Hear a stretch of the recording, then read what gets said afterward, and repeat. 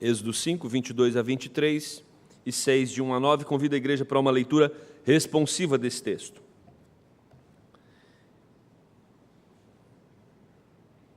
Então Moisés, tornando-se ao Senhor, disse: Ó Senhor, por que afligiste este povo? Por que me enviaste? Pois desde que apresentei a Faraó para falar em teu nome, ele tem maltratado este povo, e tu, de nenhuma sorte, livraste o teu povo. Disse o Senhor a Moisés: Agora verás o que hei de fazer a Faraó, pois por mão poderosa os deixará ir e, por mão poderosa, os lançará fora da sua terra.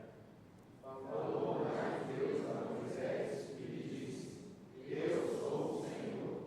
Aparecia a Abraão, a Isaque e a Jacó como Deus Todo-Poderoso, mas pelo meu nome, o Senhor, não lhes fui conhecido. Também estabeleci a minha aliança com eles, para dar-lhes a terra de Canaã, a terra em que habitaram como peregrinos. Ainda ouvi os gemidos dos filhos de Israel, os quais os egípcios escravizam, e me lembrei da minha aliança.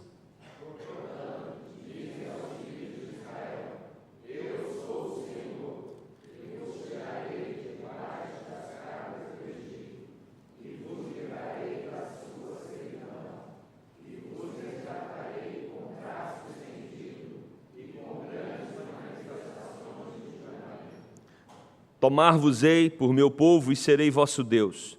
E sabereis que eu sou o Senhor, vosso Deus, que vos tiro de debaixo das cargas do Egito.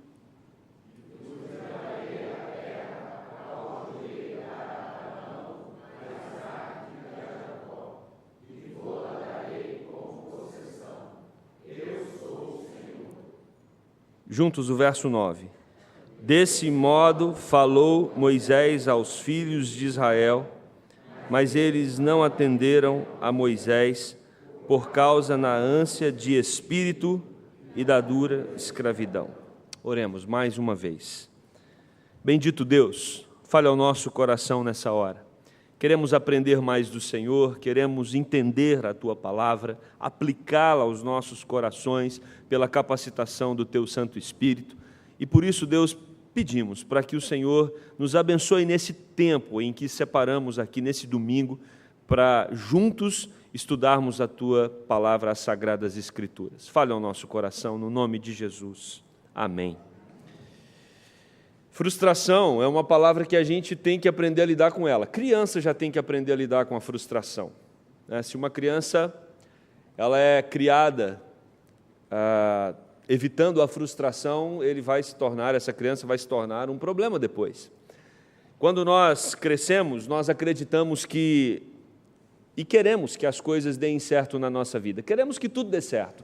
Todos nós, de alguma forma ou em algum nível, desejamos que os nossos sonhos se tornem realidade, que os nossos projetos sejam concretizados. E às vezes, quando nos encontramos, no momento em que nós nos encontramos com Cristo, nós, lá no começo da nossa caminhada, corríamos o risco de acharmos que, pelo fato de Cristo ter se tornado o Senhor da nossa vida, tudo iria se tornar mais fácil. Ou nós teríamos uma vida mais tranquila, ou os nossos projetos agora poderiam ser realizados. E, de repente, à medida que nós caminhamos na fé, nós descobrimos que a vida cristã também é marcada por frustrações. Não é pelo fato de você ter Jesus no seu coração que você não vai enfrentar decepções e frustração na sua jornada, na sua caminhada. É verdade, e todos nós aqui, de alguma forma, já experimentamos isso, que mesmo depois em que Cristo se tornou o Senhor da nossa vida, alguma coisa que nós queríamos muito não aconteceu. E isso, quando nós olhamos para a palavra de Deus, pode gerar alguns questionamentos. E nós estamos diante de um questionamento. Nós estamos diante de um momento muito delicado, assim como também é delicado na nossa vida. Quando nós observamos algumas promessas de Deus, Deus falando claramente na sua palavra, algumas coisas boas que iriam acontecer conosco na caminhada, e de repente, em algum momento, a gente não percebe de maneira clara, de maneira nítida, esses eventos ou esses elementos se concretizando na nossa jornada cristã. Então nós podemos até mesmo nos frustrar com a nossa própria fé, com a nossa própria realidade, com a nossa própria jornada como povo de Deus. E nós estamos diante de um povo que está decepcionado com Deus. Não sei se você também já teve essa experiência de ficar alguns dias decepcionado com Deus. Na sua oração você dizer para Ele: Deus, olha, eu não estou com vontade mais de falar com você porque eu estou muito chateado. Eu tinha um projeto, eu acreditava que esse projeto era um projeto do Senhor, e de repente o Senhor permitiu que esse projeto não se concretizasse, e me dá um tempo aí que eu preciso elaborar esse negócio. O momento aqui é o momento onde, quando nós observamos para o texto lido, nós percebemos o povo chateado com Deus. O povo está triste com Deus. A angústia do processo. Às vezes nós nos angustiamos no meio do processo. E a angústia no meio do processo, ela é uma angústia perigosa, porque a história ainda não terminou. E quando nós nos angustiamos antes da história terminar, nós vamos nos angustiar com partes da história. E quando nós nos angustiamos com parte da história, nós corremos o risco de termos frustração, de termos preocupações, de termos ansiedades, as quais Deus falou que nós não deveríamos ter, porque Ele está no controle. Então, a angústia no meio do processo é uma angústia que nós precisamos evitar na nossa caminhada, na nossa jornada. Todos aqui estão num processo. Todos aqui estão escrevendo uma história com Deus, e no meio dessa história nós temos percalços, no meio dessa história nós temos adversidades, e quando essas adversidades aparecerem, nós precisamos ter uma reação adequada, nós precisamos ter um comportamento adequado, e para isso esse texto vai nos ajudar bastante. Vamos tentar entender um pouquinho do contexto. O que está acontecendo? Deus prometeu para Abraão, Isaque e Jacó que daria para esse povo uma terra e faria desses patriarcas uma grande nação. Então Deus diz para esses homens, Abraão, Isaque e Jacó, que eles vão ter uma grande descendência sobre a terra. E aí nós percebemos que na relação de Deus com esses homens, Deus permite que eles tenham mulheres estéreis. No meio do processo, Deus concede a essas mulheres filhos. Esses filhos vão tendo filhos, e aí quando a gente chega, por exemplo, em Jacó, Jacó tem 12 filhos. Esses 12 filhos, vocês se lembram da história de José? José é vendido pelos seus irmãos, ele vai para o Egito, vem uma grande fome, José traz toda a sua família para o Egito, e aí o seu pai morre, José também morre, mas os seus descendentes começam a se multiplicar na terra do Egito, e de repente, depois de muitos séculos, 4 séculos, Faraó se depara com uma realidade impressionante. O povo de Israel, dentro do Egito, já era um povo grande, já era um povo forte, já era um povo poderoso, e Faraó então se preocupa com essa situação. Você tem dentro do Egito um povo que pode ameaçar o governo do país. O que Faraó faz? Submete esse povo à escravidão. Então a realidade dos descendentes de Abraão, Isaque e Jacó, a realidade daquele povo que Deus estava separando para ser o seu povo, esse povo do qual no futuro viria Jesus Cristo, por isso que Deus separou Israel, para que através desse povo viesse o Messias, o Salvador. Esse povo agora está vivendo uma situação deplorável, numa situação de escravidão. Esse povo está sofrendo. E a Bíblia diz que Deus vê o sofrimento desse povo e providencia um libertador. O libertador é Moisés, convocado por Deus, enquanto estava cuidando do rebanho na terra do seu sogro, em Midian. E ali Deus aparece para Moisés, capítulo 3, versículo 1 a 5, nos fala sobre isso. Deus aparece para Moisés numa sarça, num arbusto que queimava, mas não se consumia. E quando Moisés olha aquilo acontecendo, ele vai se aproximando, Deus diz para ele: para, tira as sandálias, porque o lugar que você está pisando é um lugar santo. E aí então Deus diz para Moisés, no versículo 8 do capítulo 3, Moisés, eu vi a aflição do meu povo. Meus irmãos, isso é muito importante para nós nos dias de hoje. Você precisa acreditar, faz parte de um processo de espiritualidade sadia e madura, acreditar que Deus vê as angústias do seu coração Um crente jamais pode achar que sofre sozinho. E Deus então diz para Moisés: eu vi a aflição do meu povo, e por isso eu desci para livrá-los. Deus não só vê, como Deus também intervém. Deus se interessa pelo seu problema, pelo seu sofrimento. E aí, Deus diz para Moisés: eu quero usar você, Moisés, para libertar o meu povo do jugo do faraó e do Egito. E aí Moisés então diz: mas Deus, eu vou chegar lá no faraó e vou dizer para ele que quem me enviou. Deus diz para Moisés: diga que o eu sou te enviou. Eu sou. Por que o eu sou? Eu sou, irmãos, porque Deus não tem nome. Dar nome significa estar debaixo de uma autoridade. Se você prestar atenção em toda a história da humanidade, quem dá nome está acima daquele que recebe o nome. Por exemplo, os pais dão o nome para os filhos. Depois o filho pode gostar ou não, mas os pais vão dar o nome para o filho, porque os pais estão sobre os filhos. Você, quando tem um animal em casa, você dá um nome para o seu animal. É porque você tem autoridade sobre aquele animal. Então, dar nome significa estar sobre.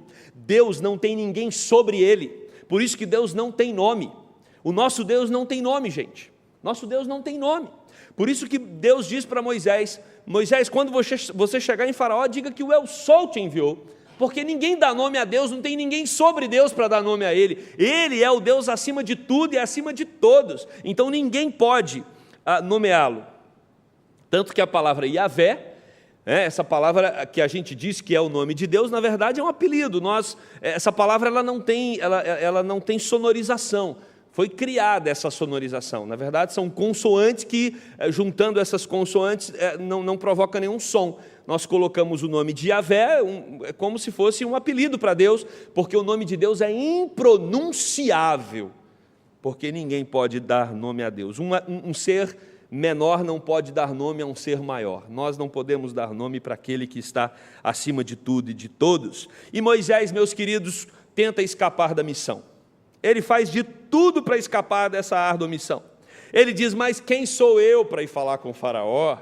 Eu não sou ninguém. Aliás, ninguém vai acreditar em mim. Eu vou chegar lá e dizer: faraó, eu estava lá pastoreando o gado do meu sogro e de repente uma árvore começou a pegar fogo e Deus me disse assim, essa árvore começou a ter um som e disse que era Deus e mandou eu vir aqui falar para você libertar o povo de Israel.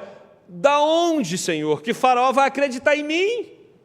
Não tem crédito nenhum, isso é coisa de maluco. Mas Deus disse para Moisés: Moisés, você vai, porque eu estou te enviando, e quem está te enviando te capacita. E Moisés estava com um bordão na mão, que era um dos instrumentos de pastoreio, ou um cajado, e Deus diz para ele: joga no chão o cajado. Quando ele joga, o cajado vira cobra. E Moisés se assombra com aquilo, e Deus fala: agora pega. Quando ele pega a cobra, ela vira cajado novamente. E aí Deus diz para Moisés: põe a mão no peito. Quando ele põe a mão no peito, o corpo dele é tomado por lepra. Quando ele tira a mão, está todo tomado por lepra. Deus diz: põe a mão no peito de novo. Quando ele põe, a lepra some. E Deus diz para ele: é esse que vai com você. É aquele que tem poder de fazer coisas extraordinárias. Mas aí Moisés inventa uma outra desculpa. Moisés diz assim: mas eu não sou eloquente, eu tenho a língua pesada. Alguns dizem que Moisés era gago, mas o texto diz que ele tinha a língua pesada. E Deus fala para Moisés assim: Moisés, eu vou te dar então alguém para falar lá por você. Vai o seu irmão Arão para ser o seu interlocutor. E Moisés tenta fazer de tudo para não ir, mas Deus tinha uma missão para ele. Assim como nós, Deus tem uma missão também para cada um. Deus deseja que nós cumpramos aquilo para o qual Ele nos chamou. E não tem crente sem missão. Todo crente tem uma missão. Todo crente precisa entender qual é o projeto de Deus para a vida dele. Às vezes o projeto é ir para a Amazônia, mas às vezes o projeto é ir para a África, às vezes o projeto é ir para algum país da Europa, às vezes o projeto é ficar aqui no Rio mesmo. Às vezes o projeto é você ser um missionário no seu trabalho. Uma das músicas que as crianças aprendem logo cedo nos departamentos infantis, desde a minha época, é que eu posso ser um missionáriozinho em qualquer lugar. Eu não preciso atravessar os mares, eu posso falar para o meu vizinho. Deus nos deu uma missão para resplandecermos a sua glória e para anunciarmos o seu nome. E Moisés, então, ao dizer que não é eloquente, Deus providencia Arão. E aí, o versículo 21 do capítulo 4, e nós precisamos entender esse contexto. Deus diz uma frase que é curiosa, no mínimo. Deus fala assim: ô Moisés, eu vou enviar você para falar com o Faraó, para que o Faraó liberte o meu povo, mas eu vou fazer um trabalho de endurecimento do coração de Faraó. Parece paradoxal. Deus levanta alguém para ser instrumento dele para dizer para Faraó libertar o povo, mas o próprio Deus diz que vai endurecer o coração de Faraó. E aí, para você ter a resposta do porquê Deus faz isso, você vai ter que caminhar até o capítulo 9. Porque lá no capítulo 9, Deus diz por que ele faz isso. Nos versos 15 e 16, Deus endurece o coração de Faraó para mostrar o seu poder e para tornar o seu nome conhecido. Daí nós temos as 10 pragas. Essas 10 pragas, que são conhecidas certamente em todo o mundo, elas serviram para mostrar que o nosso Deus é Deus que tem poder.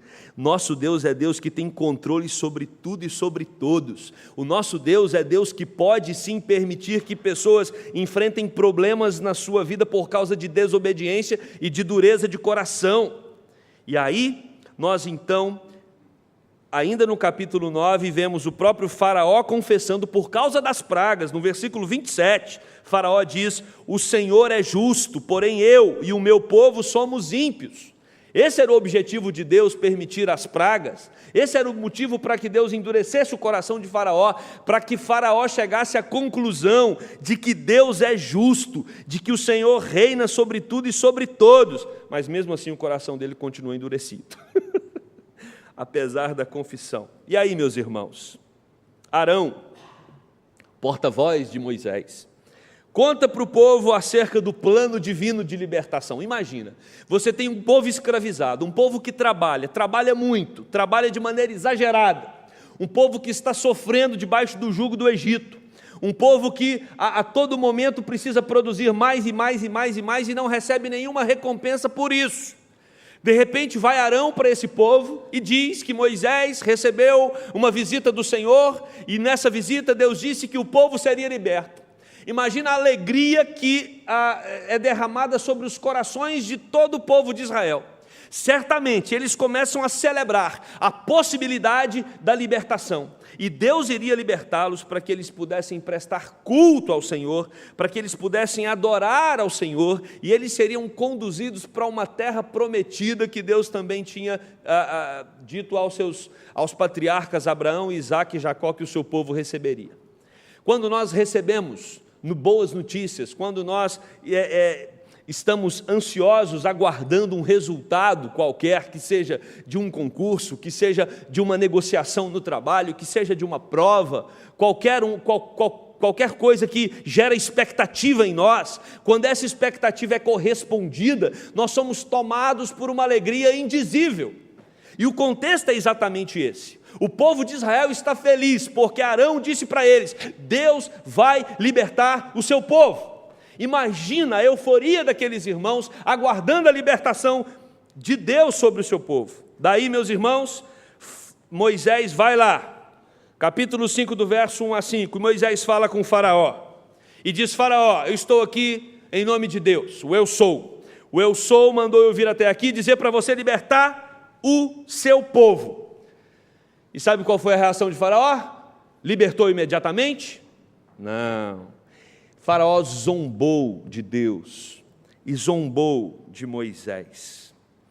E no versículo 6 ao 14 do capítulo 5, o texto nos informa que Faraó disse que isso era resultado da ociosidade do povo. Vocês estão querendo então ir adorar a Deus no deserto? Vocês estão com pouco trabalho, é falta de serviço? É porque vocês estão tendo tempo para elocubrar ou pensar aí em alguma coisa, tipo, vamos dar uma saída no deserto para adorar a Deus. Vocês estão com tempo para pensar isso. Então vamos aumentar o serviço. E aí, o que acontece? O povo que estava numa expectativa enorme pela libertação, agora vai ter que trabalhar mais. E aí, os egípcios forneciam as palhas para os israelitas produzirem os tijolos. E Faraó, por causa da ordem dele, agora os próprios israelitas vão ter que buscar a palha. eles vão ter que buscar a palha para poder produzir os tijolos. Ou seja, eles estavam esperando a libertação de Deus, mas o que vem é mais trabalho. O que vem é mais escravidão. O que vem é mais problema. O texto vai dizer também que os capatazes recebem ordem de surrar ainda mais aqueles escravos que não estavam produzindo como deveriam. Ou seja, você tem um povo agora sob mais pressão. E eu pergunto para você, quantas vezes nós já não nos sentimos assim? Parece que quanto mais oramos, mais problemas aparecem. Parece que quanto mais clamamos, mais as coisas complicam. A sensação é que no meio do processo, quanto mais nós nos aproximamos de Deus, temos a impressão de que Ele está se distanciando de nós. E aí, meus queridos, não tem como o povo de Israel ter outra reação senão a que nós lemos aqui no texto. O povo de Israel vai até Arão e diz: Arão, você está de brincadeira. Você está de brincadeira, você e Moisés. Você foi falar para nós, você falou para nós que Deus iria nos libertar, e de repente o que nós temos é mais trabalho, nós temos é mais problema. Qual é a intenção? A intenção é nos matar de trabalhar? E aí, Arão leva a questão para Moisés. E Moisés diz o versículo 22 que lemos, então, né? Então significa, olha o abacaxi que Moisés tem na mão, para descascar. Porque Moisés está entre um Deus que prometeu, e no processo ficou pior. Deus prometeu libertação e o povo está mais ainda imergido no problema e na escravidão. Olha Moisés no meio da tensão. E Moisés então vai até Deus, ele se aproxima de Deus com questionamentos que fazem sentido. Você pode ter questionamentos na sua vida para com Deus que fazem sentido. Por exemplo, Moisés diz para Deus: por que afligiste esse povo? O Senhor promete para o povo libertação e piora a situação deles. A ação de aflição era de Faraó, mas agora, olha que interessante. Antes, até então no texto, era Faraó, era o Egito que estava oprimindo o povo de Deus, correto? Mas agora Moisés transfere a responsabilidade da aflição para Deus. Ele diz: por que o Senhor está afligindo o povo? Foi o plano divino que permitiu o aumento da aflição. Parece que Deus está do lado de Faraó e contra o povo. Por isso que nós temos que tomar cuidado com alguns movimentos da história. Por isso que nós temos que nos atentar e ter cautela para ler o processo. Cuidado com o fragmento da vida que você pega para julgar se Deus estava com você naquele momento ou não. Deus está escrevendo uma obra através das nossas vidas. Essa obra só vai terminar o dia que nós formos chamados para viver com Deus eternamente. Muito cuidado para você fazer deduções ou conclusões de Deus por causa do momento específico que você está vivendo. Se nós pegarmos esse momento específico, nós teremos a impressão de que Deus está se contradizendo, de que existe alguma coisa errada no processo. E é exatamente isso que Moisés leva para Deus. Parece que tem alguma coisa errada no processo. Parece que o Senhor está jogando contra o time. O Senhor prometeu e não está cumprindo. E além de não cumprir, está piorando. E aí Moisés quer livrar a pele dele. Ele diz: por que o Senhor me enviou? Por que eu para cumprir esse papelão? Por que eu estou no meio desse tiroteio? Eu relutei para entrar nesse projeto. Eu não queria. Eu falei que ninguém ia acreditar. Eu falei que a minha língua era pesada, que eu não era eloquente. Eu insisti para não entrar, o Senhor me colocou e agora o Senhor não cumpre o que o Senhor prometeu. A situação piorou e o Senhor não intervém. Versículo 23 nos dá essa ideia. No domingo passado, meus irmãos, nós falamos sobre a mão poderosa de Deus em 1 Pedro, capítulo 5, verso 6. Humilhai-vos sob a poderosa mão de Deus. E aqui nós vamos aprender como Deus reage diante de momentos como esse, que nós temos a impressão de que quanto mais nós o buscamos, mais as coisas se complicam. Como Deus reage quando nós estamos com questionamentos como o de Moisés? Deus, por que o Senhor permitiu esse problema na minha vida? Por que o Senhor permitiu essa dificuldade?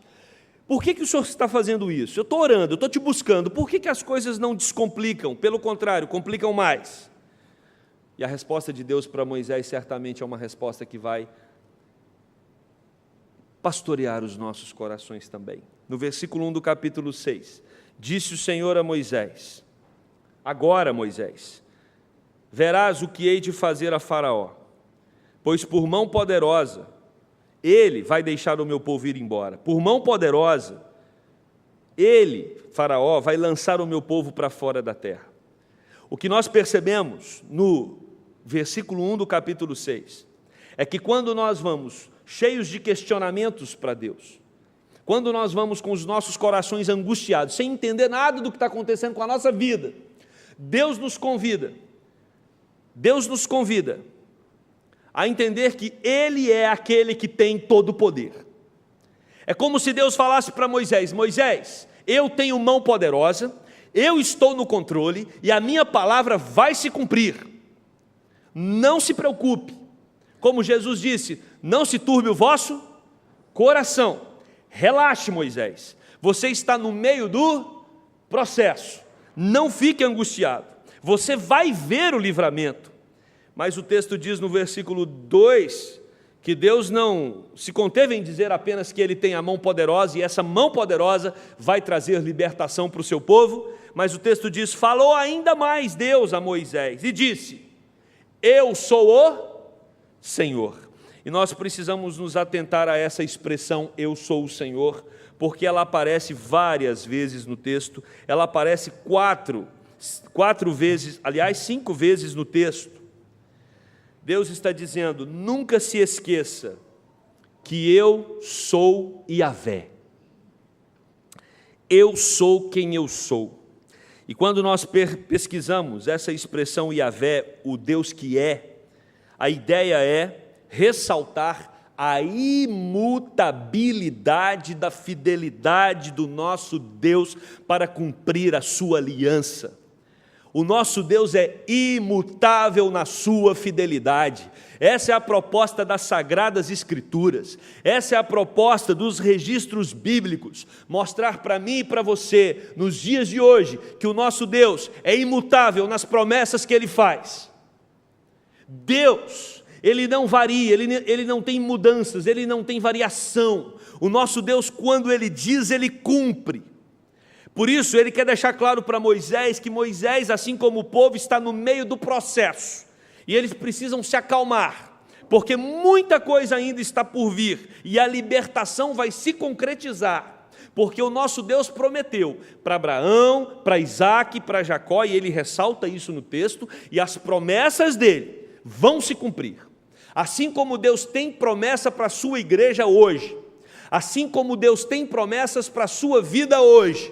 E quando você olha as promessas de Deus na Bíblia, você olha para as promessas e olha para os problemas que você está enfrentando, e você diz: mas Deus prometeu isso, só que a minha realidade é essa, e parece que não há coerência entre a realidade e as promessas de Deus. Abrace as promessas de Deus. Abrace as promessas de Deus. Não permita que os problemas e as adversidades da sua vida te sufoquem. Não dê ênfase às questões que estão acontecendo com você ou ao seu redor. Abrace as promessas de Deus, porque Ele é o Senhor, Ele é Yahvé, Ele é imutável na sua fidelidade, e quando Ele faz uma aliança com o seu povo, Ele cumpre essa aliança. Ele cumpre essa aliança. O livramento de Deus tem relação com o passado, como nós acabamos de falar. Ele apareceu aos patriarcas, e é curioso no texto, que quando diz que Ele apareceu aos patriarcas como Deus Todo-Poderoso, a expressão aqui não é Yahvé, a expressão aqui é El Shaddai, aquele que tem todo o poder, o Deus poderoso que faz promessas e cumpre. E aí o texto, no versículo 3, vai dizer que, pelo meu nome, o Senhor, eu não tornei a palavra Yahvé conhecida de Abraão, Isaque e Jacó. Esse é um detalhe interessante no texto. Olha só o que diz o verso 3. Aparecia Abraão, Isaque e Jacó como Deus poderoso, mas pelo meu nome, o Senhor, não lhes fui conhecido. Alguns comentaristas vão dizer que agora, no presente, aqui no momento do texto, para com Moisés, Deus se manifesta como Deus imutável, que cumpre a aliança. Os patriarcas não contemplaram o Yahvé que liberta. Por quê, meus queridos? Por uma razão simples. Quando você tem Abraão, Isaque e Jacó, o processo está se iniciando. Né? Deus está formando, é um momento de formação do povo. O povo não estava sob escravidão. A ideia da libertação do povo só vai acontecer agora com Moisés, e por isso a expressão Yahvé é utilizada com Moisés para dar a ideia de que o Deus que fez a promessa lá atrás para Abraão, Isaque e Jacó, quando o povo estava sendo formado, esse Deus que prometeu lá atrás é o Deus que cumpre a aliança que ele fez lá atrás com o seu povo agora. Por isso ele é o Yahvé, é o Deus que não muda ao longo da história. O povo estava sendo formado, Deus fez promessas para os patriarcas, o tempo passou, séculos passaram, e agora está o povo aqui sob escravidão, e Deus está dizendo, eu vou libertar o meu povo, porque eu sou Yahvé, eu prometi lá atrás, e quando eu prometo eu cumpro agora, porque eu fiz uma aliança com os patriarcas. E se Deus fez uma aliança com Abraão, Isaque e Jacó, e se esse Deus é Yahvé, Deus que não muda, porque é Deus fiel, nós só temos que descansar, porque Ele é imutável, Ele é Yahvé. E aí os comentaristas também vão dizer, não é que os patriarcas não sabiam da ideia ou da expressão Yahvé, eles sabiam, mas essa expressão ela só toma a sua importância no todo agora com Moisés, porque Deus está cumprindo uma promessa que foi feita tanto tempo atrás, porque Ele fez uma aliança com os patriarcas. Versículo 4, o texto vai nos dizer que Deus estabeleceu essa aliança com eles, para dar-lhes a terra de Canaã, a terra que habitaram como peregrinos. Existe uma terra prometida, e o Deus imutável dará essa terra para o seu povo. Quando a gente olha a história do Novo Testamento, por isso que é importante ler a Bíblia, por isso que é importante você fazer a sua devocional na sequência, né? Gênesis, Êxodo, Levítico, Números, Deuteronômio, porque você vai perceber no desenrolar de toda essa história. Deus ele concede a terra, Deus cumpre a sua promessa ao seu povo, porque Ele fez essa promessa um dia aos patriarcas, e Ele é Deus que não muda, Ele é Deus que cumpre cada um dos seus planos. Nenhum dos seus planos podem ser frustrados. Meus irmãos, o livramento de Deus, ele tem o seu registro no passado por causa das promessas que Deus fez ao seu povo, aos patriarcas, mas o livramento de Deus também acontece no presente. Por isso que o versículo 5 vai dizer, ainda ouvi os gemidos dos filhos de Israel. Deus está dizendo, eu fiz uma promessa lá atrás, por isso fiquem tranquilos, porque eu não vou falhar, mas eu não estou preso só lá atrás não, eu estou em sintonia com você. E aí no versículo 5 ele mostra a sintonia dele com o povo de Israel naquele momento.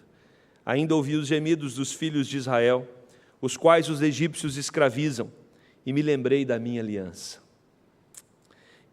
A Bíblia NVI, no lugar de ainda ouvi os gemidos dos filhos de Israel, ela traduz, e agora, nesse momento em que Deus está falando, Ele ouve o lamento dos israelitas. Não sei qual o problema que você está enfrentando agora, hoje, no dia de hoje, nesse domingo, nesta hora. Eu não sei quais foram as cargas que você trouxe para dentro dessa igreja, quais são os fardos que estão pesando sobre os seus ombros.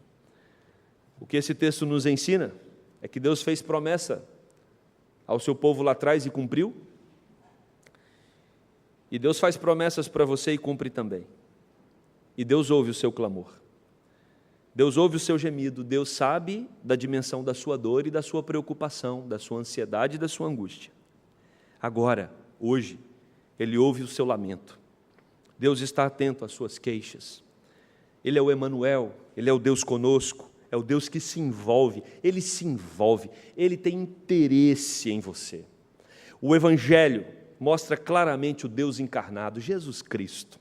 Um Jesus que não ficava preso no templo, simplesmente ensinando uma doutrina, mas é um Jesus que vai para a rua, é o Jesus que se envolve com o povo, é o Jesus que se interessa pelas histórias, é o Jesus que tem paciência para ouvir os queixumes das pessoas, é o Jesus que tem compaixão do povo que sofre, como nos mostra o Evangelho de Mateus capítulo 9, quando Jesus olha para as multidões e se compadece delas, porque ele percebe que essas pessoas são como ovelhas que não têm pastor. Jesus sofre com você. É isso que Deus nos mostra nesse texto. Ele está conosco. O Deus de Jacó é o nosso refúgio. Você não pode ter dúvida disso no processo, porque vai ter momentos na sua vida em que você vai olhar para um lado, vai olhar para o outro e vai perceber que o seu problema está te dominando.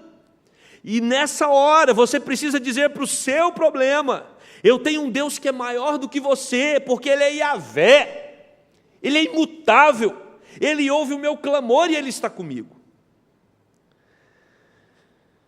O livramento de Deus não tem somente a sua base no passado, não apenas envolve com a gente no presente, mas Ele também nos dá uma certeza do futuro. Verso 6, portanto, dize aos filhos de Israel, olha só Deus dizendo para Moisés, vai lá Moisés e fala para o povo, eu sou Yahvé, e vos tirarei de debaixo das cargas do Egito, e vos livrarei da sua servidão, e vos resgatarei com braço estendido, e com grandes manifestações de julgamento. Deus vai tirar Israel debaixo das cargas do Egito, Deus vai trazer livramento, Deus vai resgatar, e Deus vai julgar aqueles que estavam oprimindo o seu povo. Essa é uma certeza que nós podemos ter na nossa vida. Deus não vai nos desamparar nos momentos difíceis. Versículo 7, Deus diz, tomar-vos-ei por meu povo e serei o vosso Deus. O projeto de Deus para conosco é um projeto de relacionamento. O que os nossos primeiros pais perderam no jardim do Éden foi o relacionamento, a intimidade com Deus. Eles romperam a fonte que lhes dava amor e vida. E Deus está dizendo tanto para Israel, tanto para Moisés, como para nós hoje, eu sou o Deus que quer ter um relacionamento com vocês. Eu quero ser Deus de vocês. Vocês serão o meu povo. E vocês saberão que eu sou o Senhor. Eu sou Yahvé, o vosso Deus, que vos tiro de debaixo das cargas do Egito. Mais uma vez a expressão, vos tiro debaixo das cargas do Egito, se repete. Ele restabelecerá o relacionamento com o seu povo. Versículo 8. E vos levarei à terra, a qual jurei dar a Abraão, a Isaque e a Jacó, e vô-la darei como possessão. Porque eu sou o Senhor. Existem maravilhas reservadas para cada um de nós no futuro. Às vezes você está angustiado no presente. Às vezes você olha para a sua história e você consegue identificar marcas profundas. Momentos que você atravessou, que você viu o livramento de Deus, mas que deixaram sequelas, deixaram cicatrizes. A promessa de Deus para o seu povo aqui é que Deus iria libertá-lo e Deus iria levá-lo para uma terra que mana leite e mel. E nós sabemos que toda essa história do Antigo Testamento nada mais é um protótipo, nada mais é uma ilustração de tudo aquilo que acontecerá conosco quando Cristo voltar para nos levar para a vida eterna. Nós precisamos nos apegar a cada dia mais a essas verdades bíblicas. Nós somos um povo que durante o percurso pode machucar, pode ferir, por causa de uma ou outra questão, de um ou outro problema, mas a vitória para nós está garantida em Cristo Jesus. Somos mais do que vencedores. Nada pode nos derrotar. Não existe problema mais poderoso do que a poderosa mão de Deus. Não existe sofrimento que é capaz de sufocar o amor de Jesus Cristo e o cuidado do Espírito Santo para com cada um de nós. Nós temos Deus ao nosso lado, nós temos o Senhor nos sustentando, e esse Deus, Ele é imutável, e Ele está conosco em todos os momentos. Por isso, fique tranquilo, Ele vai tirar as cargas que estão sobre você. E Ele vai trazer leveza, tranquilidade e paz ao seu coração. Eu quero concluir esse sermão dizendo que a certeza da vitória final não nos impede de enfrentar adversidades. A certeza da vitória final não nos impede de enfrentar adversidades. As adversidades também não são capazes de neutralizar a certeza da vitória final. Às vezes você está abatido, achando que a sua vida está sendo marcada por dificuldades, por problemas e por adversidades. Não permita que isso tire a sua expectativa da vitória final. Porque o povo que foi comprado e lavado pelo sangue de Cristo é um povo chamado para a vitória no próprio Cristo. Cristo nos dá a vitória. Ele é a nossa vitória, porque Ele venceu a morte. Ele ressuscitou. E a morte é o nosso maior inimigo. O maior inimigo do homem é a morte, o pior de todos. Se Jesus nos livrou do pior, Jesus nos livra de todos os problemas menores. Não tem problema maior que a morte. Jesus já nos deu vitória sobre a morte. Ele vai nos dar também vitória sobre todos os problemas que nós enfrentamos no dia a dia. Não tem problema que Deus não possa te ajudar a vencer. Não tem problema que Deus não possa te ajudar a atravessar por ele. Jesus está com você, assim como Deus estava com o seu povo no Antigo Testamento. Sabe por quê? Porque Jesus é Deus, e Deus é imutável. Ele é Yahvé, e Ele vai continuar fiel às promessas que Ele fez, à aliança que Ele fez com o seu povo, cuidando de cada um de nós. Guarde isso no seu coração. Guarde isso no seu coração. Quando nós continuamos o livro, percebemos que Deus manda as pragas, e o povo de Deus recebe a libertação. O povo de Deus sai do Egito para adorar, nunca mais volta ao Egito. E esse povo conquista a terra, ali eles constroem um templo, e ali eles prestam adoração a Deus, porque Deus prometeu, e as promessas de Deus jamais vão ser frustradas para a vida do seu povo. Apegue-se às promessas de Deus, confie nele, porque Ele jamais mudará, e Ele jamais frustrará a sua própria palavra. Que Deus te abençoe. Amém? Vamos orar. Pai querido, o Senhor sabe do momento que cada um está enfrentando aqui. Tem pessoas que entraram aqui hoje alegres, felizes, porque estão vivendo dias de prosperidade, de saúde, de bênçãos, e nós sabemos que isso é graça do Senhor. Mas talvez Deus entrou aqui hoje pessoas que estão questionando a manifestação do cuidado do Senhor. Talvez tem gente aqui que está ansiosa, está preocupada, está abatida, está questionando, cadê Deus? Aonde o Senhor está? Assim como o povo do Senhor no Egito fez. Ó Deus, traga à nossa memória, assim como o Senhor trouxe à memória daquele povo, a certeza de que o Senhor é um Deus imutável, um Deus que faz promessas e cumpre, um Deus que fez uma aliança com o seu povo e mantém essa aliança, porque o Senhor é a verdade, o Senhor é o caminho, o Senhor é a justiça, o Senhor é o Todo-Poderoso, aquele que livra o seu povo do mal, aquele que traz libertação, aquele que cuida, aquele que ama, aquele que diz que podemos chamá-lo de Pai, aquele que nos acolhe, aquele que está sempre conosco, independente das circunstâncias.